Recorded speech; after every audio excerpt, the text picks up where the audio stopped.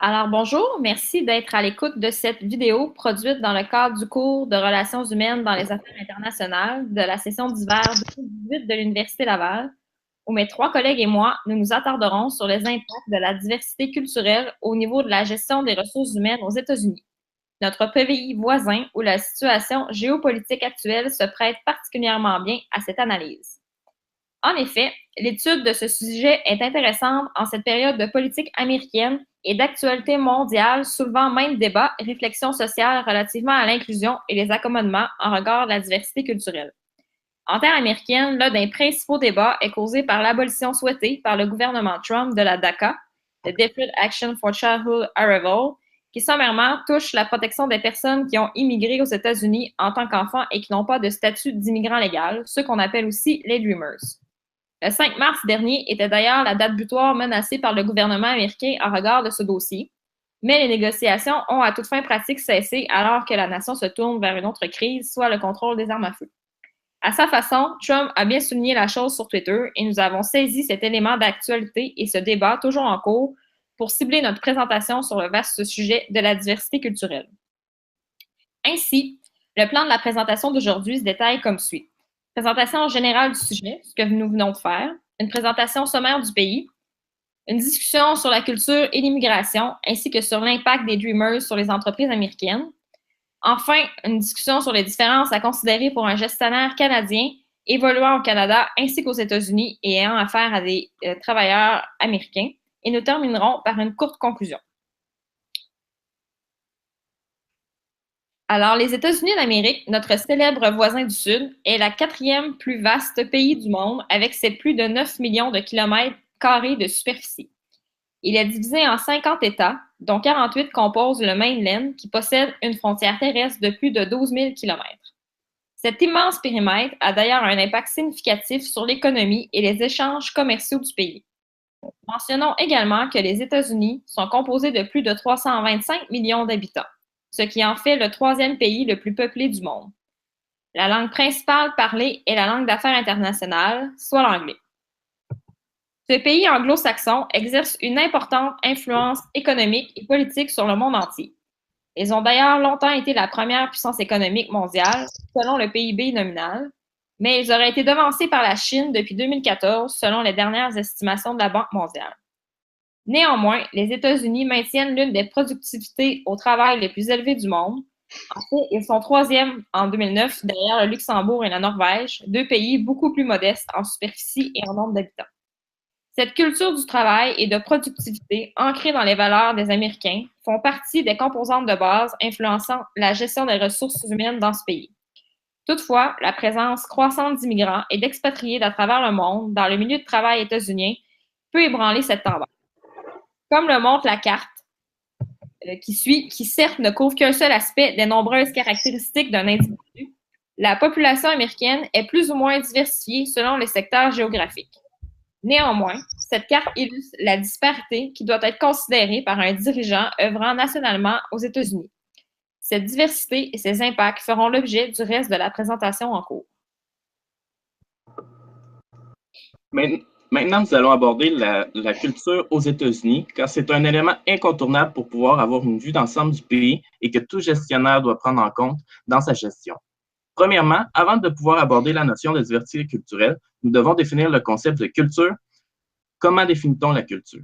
Eh bien, la culture, selon le sociologue québécois Guy Rocher, c'est un ensemble lié de manières de penser, de sentir et d'agir plus ou moins formalisées qui, étant apprises et partagées par une pluralité de personnes, servent d'une manière à la fois objective et symbolique à constituer ces personnes en une collectivité particulière et distincte. Donc, premièrement, pour pouvoir cerner le concept de diversité culturelle, avant de l'aborder plus en profondeur, nous devons le définir. La diversité culturelle se manifeste par la reconnaissance de différentes langues, histoires, religions, traditions, modes de vie, ainsi que toutes les particularités attribuées à une culture, d'où l'importance d'avoir défini la notion de culture avant. Premièrement, les langues parlées aux États-Unis qui peuvent avoir un impact dans la gestion des ressources humaines. Avec le graphique du PowerPoint, nous pouvons constater sans stupeur que l'anglais est la langue la plus parlée aux États-Unis. Mais une autre donnée importante, c'est une minorité significative qui parle espagnol, qui est en hausse depuis 40 ans et qui atteint presque 15% des personnes vivant aux États-Unis en 2016. ainsi qu'un déclin de la langue anglaise depuis 40 ans.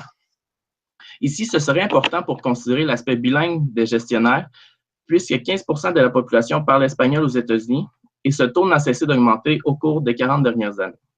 Deuxièmement, il y a la religion. Avec le graphique du PowerPoint, nous pouvons voir que les deux religions principales aux États-Unis sont en déclin, c'est-à-dire le protestantisme et le catholicisme, depuis les 70 dernières années, et qu'il y a une montée de l'athéisme très significative.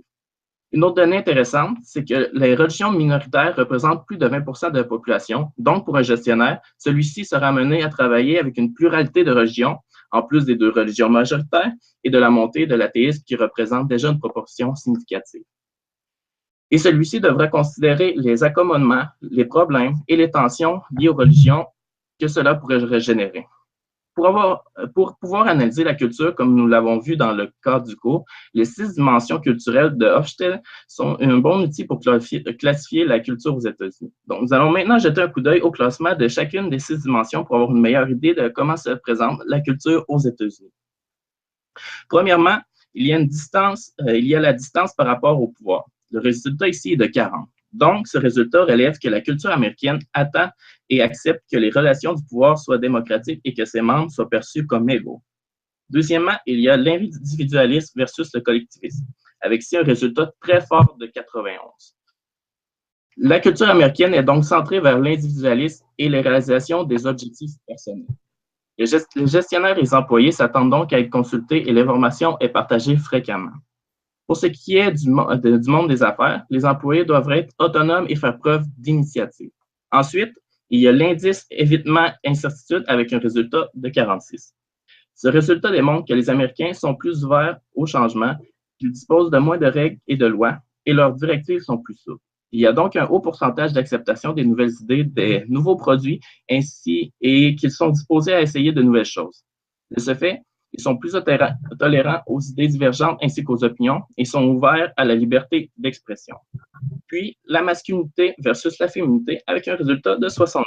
Ce résultat de 62, combiné avec le résultat de 91 par rapport à l'individualisme de la dimension 2, démontre que la culture américaine est orientée vers la compétitivité et l'ambition. De ce fait, la culture est orientée vers le succès et il est plus accepté de parler ouvertement de nos succès. Enfin, l'orientation à long terme versus l'orientation à court terme avec un résultat de 26 qui est très bas. Les Américains perçoivent le temps comme linéaire et regardent le futur plutôt que le présent ou le passé. Ils visent des objectifs et donnent de la valeur aux récompenses. Pour terminer avec les 6 dimensions de Hofstede, le plaisir versus la modération avec un résultat de 68. Les Américains essaient donc plus souvent de contrôler leurs désirs et leurs pulsions. Ils ont comme dicton « travailler fort » pour atteindre ce qu'ils qualifient souvent de rêve américain. Je termine avec cette image qui vaut 1000 mots et qui dit « Do not cross the red line ». Ne traversez pas la ligne rouge et nous continuerons avec l'immigration aux États-Unis qui est en lien direct avec cette diversité culturelle au pays. Parlons maintenant de l'immigration aux États-Unis. En 2013, on comptait un grand total de plus de 45 millions d'immigrants en sol américain, ce qui en faisait le pays qui accueillait le plus d'immigrants au monde. Comme on peut le voir sur ce tableau, ils sont loin devant le deuxième pays qui est la Russie, qui avait accueilli seulement un peu plus de 11 millions d'immigrants. Depuis 2006, les États-Unis accueillent plus de 1 million d'immigrants à chaque année. 68% d'entre eux viennent aux États-Unis dû à leurs proches ou dû au fait qu'ils ont un lien de parenté avec des concitoyens américains. Les autres immigrants émigrent aux États-Unis soit pour le travail, comme les expatriés par exemple, soit parce qu'ils demandent le statut de réfugié, l'asile ou pour autres raisons. La grande majorité de ces immigrants proviennent majoritairement soit de l'Asie ou de l'Amérique du Nord. Victor Pichet faisait ressortir dans l'un de ses écrits qu'il y a présentement une migration internationale des pays en développement vers les pays développés, et ceci a pour cause de transformer la composition ethnique et raciale des pays. On peut voir dans le tableau suivant la composition ethnique des États-Unis en 2013. La proportion de personnes de couleur blanche était majoritaire, mais les autres groupes de personnes étaient en forte proportion en sol américain. Et il est fort à parier que ce pourcentage va grandement changer avec les années. Donc, les États-Unis sont en train de se transformer peu à peu avec le temps. L'immigration apporte plusieurs avantages aux États-Unis. Pour en nommer que quelques-uns, tout d'abord, avec un taux de natalité qui est en déclin dans la plupart des pays industrialisés, comme les États-Unis, l'immigration représente donc une source importante du maintien de la croissance démographique du pays et s'assurer qu'elle ne soit pas en déclin. Du point de vue entrepreneur, il y a des statistiques qui démontrent que le pourcentage d'immigrants possédant une petite entreprise est plus grand que celui des Américains et que le tiers des compagnies publiques auraient été fondées par un immigrant, ainsi contribuant à l'économie du pays. Sur le marché du travail, les statistiques démontrent aussi que le taux d'emploi chez les immigrants est plus haut que celui des Américains, 73,4% versus 71,1%. Donc, le taux de chômage est plus bas chez les immigrants. On constate aussi qu'en général, le salaire des immigrants est relativement moins élevé que celui des Américains. Ceci constitue donc un avantage important pour une entreprise par rapport à ses coûts de main-d'œuvre et ses profits. On peut constater, avec le graphique plus bas, que l'immigration permet de combler des postes qui sont moins populaires chez les Américains. Par exemple, les immigrants vont travailler davantage dans la maintenance d'immeubles, la construction, le domaine de l'ordinateur ou dans le domaine du service, tandis que les Américains vont se trouver en plus grand nombre dans des postes reliés à la vente ou à la finance. Par rapport à l'immigration illégale, on estimait qu'en 2014, plus de 11 millions d'immigrants illégaux se trouvaient aux États-Unis. Ces immigrants illégaux ont une importance sur l'économie du pays. Comme mentionné auparavant, il y a certains travails que les Américains sont moins enclins de faire. Environ 40% des immigrants illégaux travailleraient dans le domaine agricole et 14% dans le domaine de la construction. De plus, chaque année, ces immigrants illégaux paieraient environ 11 milliards de dollars en impôts aux États-Unis, contribuant donc encore à l'économie des États-Unis. Donc, que ce soit des immigrants légaux ou illégaux, ces immigrants sont d'une importance pour le marché du travail et l'économie des États-Unis. Poursuivons maintenant avec une discussion sur l'impact de l'immigration sur la gestion des ressources humaines. L'immigration entraîne donc la diversité et le multiculturalisme en milieu de travail. En effet, le respect des lois sur la diversité et le multiculturalisme est essentiel en milieu de travail. Il y a plusieurs lois qui doivent être considérées, telles que les lois sur l'immigration, les lois sur l'égalité des opportunités, ainsi que sur la discrimination. Donc, tous les gestionnaires œuvrant en Amérique du Nord doivent tenir compte de ces contraintes. Le milieu de travail devient potentiellement hostile, donc il y a des notions de racisme qui peuvent survenir en milieu de travail et également les communications doivent être adaptées.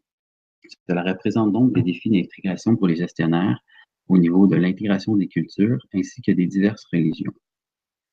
Toutefois, l'immigration vient également avec des bénéfices tangibles. Donc, on peut obtenir une meilleure prise de décision. Il y a aussi une augmentation de la créativité et de l'innovation.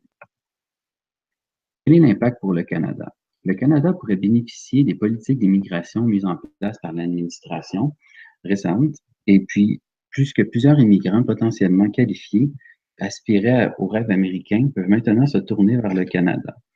L'économie du Canada est largement tributaire de celle des États-Unis et il y a plusieurs liens culturels et historiques entre les deux pays. Donc, les récentes politiques d'immigration aux États-Unis ont causé un nombre sans précédent de demandes d'asile et d'immigration vers le Canada. Suivons maintenant notre discussion sur les Dreamers, donc les personnes qui font partie du programme DACA et l'impact sur les entreprises américaines. Les participants de ce programme sont aussi connus sous le nom des Dreamers et ce programme a été instauré par Barack Obama en 2012. Cela permet donc aux immigrants illégaux qui sont arrivés aux États-Unis lorsqu'ils étaient mineurs d'obtenir un moratoire de 2 ans. Toutefois, en 2017, Trump a signalé son intention de mettre fin à ce programme et il a été toutefois freiné par la Cour suprême et il y a donc une incertitude qui plane sur l'avenir de ce programme. Donc, qui sont les Dreamers? Les Dreamers sont principalement des Mexicains, comme on peut le voir sur le graphique qui est à l'écran présentement, et ils habitent principalement dans le sud des États-Unis. Ils ont également un taux d'emploi élevé. Les Dreamers ont donc un impact significatif sur les entreprises américaines. Si ce programme se terminait aujourd'hui, cela éliminerait plus de 800 000 travailleurs de l'économie américaine. La croissance économique aux États-Unis serait réduite de jusqu'à 280 milliards de dollars et cela aurait un impact d'environ 41 milliards de dollars pour le gouvernement américain. L'impact des Dreamers est dans tous les types de professions, donc autant au niveau des médecins, des professeurs que des gestionnaires d'entreprise. Cela pose donc un impact au niveau des gestionnaires qui doivent prévoir qu'il y a un risque potentiel, donc ils doivent planifier sur l'incertitude du programme. Ils doivent donc en tenir compte dans leur planification. Poursuivons avec les impacts et les différences pour un gestionnaire canadien, et ça autant évoluant en sol canadien qu'en sol américain. Tel que nous l'avons discuté, il y a une incertitude quant à l'immigration et les Dreamers aux États-Unis en général, et ce qui fait que le rêve américain peut maintenant être devenu un rêve canadien. C'est-à-dire que le Canada est perçu par les Américains et principalement par ses immigrants positivement, notamment par rapport à sa politique d'ouverture à l'égard des réfugiés, sa stabilité politique, sa promotion des droits humains et sa qualité de vie et sa politique inclusive. Donc, on peut considérer que les gestionnaires canadiens devront, en sol canadien, pouvoir accueillir plus de gens immigrés et de professionnels éduqués. De même, les gestionnaires canadiens en sol américain devront, tel qu'on l'a dit précédemment, considérer qu'il pourrait y avoir un mouvement d'employés à travers le pays et également à l'extérieur du pays. Pour le gestionnaire canadien, cela veut dire qu'il y aura un plus grand bassin de candidats qualifiés, une plus grande gestion de la diversité culturelle conséquente également. Ils devront s'assurer, afin d'accueillir ces immigrés, de mettre en place un programme d'intégration, d'assurer une compréhension de la langue de travail, le développement du sentiment d'appartenance à l'organisation, assurer une socialisation en milieu de travail, le respect de la culture de chacun et leur bonne compréhension, assurer une communication interculturelle et finalement, mettre en place des mesures pour assurer les demandes particulières et les accommodements raisonnables.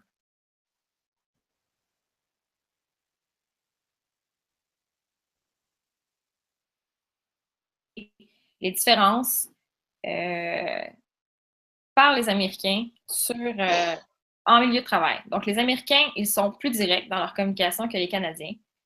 Et lors des rencontres, les Américains sont généralement plus animés et passionnés dans les débats que les Canadiens. Les Américains travaillent plus d'heures par année que les Canadiens. On a une différence d'à peu près 100 heures en moyenne en 2016 selon le CDE. Les Américains prennent moins de pauses au travail et la gestion aux États-Unis est plus individuelle et formelle qu'au Canada. Il y a moins de consensus d'implication des employés dans les décisions. Donc, finalisons cette présentation avec une brève conclusion. Cette présentation visait à discuter sur la gestion des ressources humaines aux États-Unis, qui est largement influencée par la diversité culturelle présente en sol américain. Il y a beaucoup de travailleurs américains qui se définissent par leur profession et la profession prend une place importante dans leur vie. Nous avons pu évaluer les relations humaines aux États-Unis avec les dimensions de la culture d'Ofsted et Hall, où la forte individualité est ressortie au niveau des Américains. L'individualisme est fort présent et doit être considéré dans l'approche de gestion aux États-Unis. Les politiques d'immigration influencent également la diversité culturelle d'un pays et ces politiques d'immigration font l'objet de débats présentement qui pourront influencer le bassin de travailleurs présents et futurs en sol américain, mais également en sol canadien, puisque nous sommes un pays d'accueil très fréquenté par les immigrants, notamment les Dreamers présents et futurs. Ainsi, le gestionnaire canadien devra s'adapter, autant s'il travaille en sol canadien afin de les accueillir qu'en sol américain afin de prévoir des mesures autant pour le départ que pour l'adaptation de ces immigrants et de ces Américains. Tout cela peut faire l'objet de débats et de discussions et pour cela, nous vous invitons sur le forum du site du cours GIE 6081 pour poursuivre la discussion. Enfin, nous vous laissons sur une petite réflexion datant de l'époque d'Abraham Lincoln. America will never be destroyed from the outside. If we falter and lose our freedoms, it will be because we destroy ourselves. Merci de votre écoute.